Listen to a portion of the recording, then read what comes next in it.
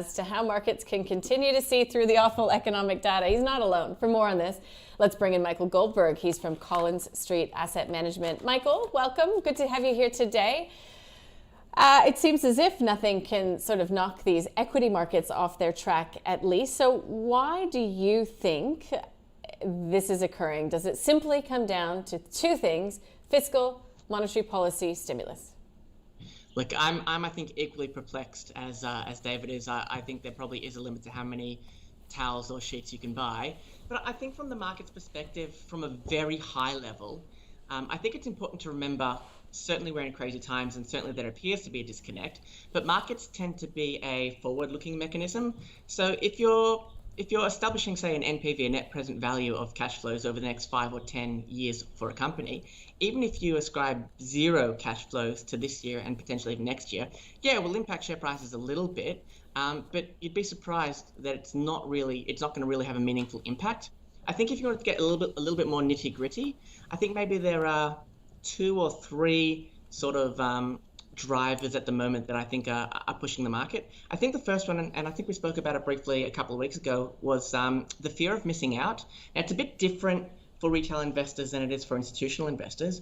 For retail investors, I suspect that if you're going to a Friday night party and spending some time with your friends and they're all talking about how they've doubled their money by investing in Afterpay, there's probably a pretty good chance, Nadine, that you'd be at your computer on Monday morning, probably looking up Afterpay and potentially buying some. I think with instos, it's a little bit different. I think with instos, especially in this sort of environment, a lot of them are motivated to be very much benchmark aware, almost ETFs plus a little bit around the edges. And the risk for institutionals who are being judged against the benchmark, the risk of them not investing in a potential rally is significantly greater than participating in the share prices going against them. So I think the risk for them to miss out on a rally is just too great, despite what they might, intellectually feel the share prices should be. There is a great risk to differentiate yourself from the crowd in the insto space. I think, and this is a little bit of a reach perhaps, but I think one of the other issues might be, or one of the other drivers might be, I'm calling it stock investing as entertainment. I think with a lot of people down from COVID-19, and until recently we didn't have any sports, I think what you found is that a lot of people are getting their entertainment by investing in the newest, latest and greatest and most exciting stocks. I mean, we've seen all sorts of crazy activity in equity markets, but also in markets in general. With access to superannuation now, we've heard stories from some of our clients. We've got a plastic surgeon client who said in the month of July, they trebled their earnings, their revenues. Wow. They said they got so much interest from young people who had drawn down on their superannuation and were spending that on getting cosmetic surgery. Now, obviously, it's just anecdotal, but if you get enough anecdotal evidence, it starts to become statistically significant. And I think what you're finding is that people are finding that they've got an extra $10,000 or $20,000 in their bank account, and their pockets are getting hot, and they're looking for a place to spend that. So I think that might be a driver. More fundamentally, perhaps, and this is probably the factor that you're hearing most through the market and through the commentators, low interest rates. I think low interest rates are obviously going to have a big impact on what risk assets and equity markets are going to do. The opportunity cost at the moment is so low being away from cash that risk assets, like I said, like the equity markets, tend to do pretty well. In the past, we've mentioned and we've identified that gold as a risk asset does very well when interest rates are low, and I think the same can be said for equity markets in general. Michael, you touched on buy now, pay later. By my calculations as well, when it comes to early access to superannuation release, about 2 months worth of full retail sales prior to COVID conditions have been actually withdrawn at the moment. So some tailwinds for spending there. In light of what's going on in the buy now, pay later space, what are some of the risks out there? As you mentioned, a lot of people who are investing in these stocks, a lot of them are retail investors. What are some of the risks that you don't think are being accounted for at this stage? Are you talking about in the buy now, pay later stocks specifically? Yes. Yeah, look, it's a bit of a strange topic for me, because I think you've got to separate between the service and the actual share price. From a service perspective, I quite like what the offering is. I mean, they're obviously providing something that people want. You're getting financing on small purchases. It's an alternative to credit cards. And if you ask me, and I don't know if you recall my view on debt, but my view on debt is normally I don't like it.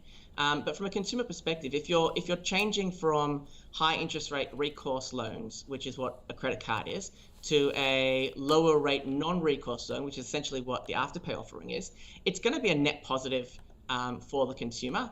Obviously, with the increase in reliance on online shopping at the moment, you're seeing more interest in these sorts of things, and for sure in the future they could potentially replace, perhaps not entirely, but to a large degree, the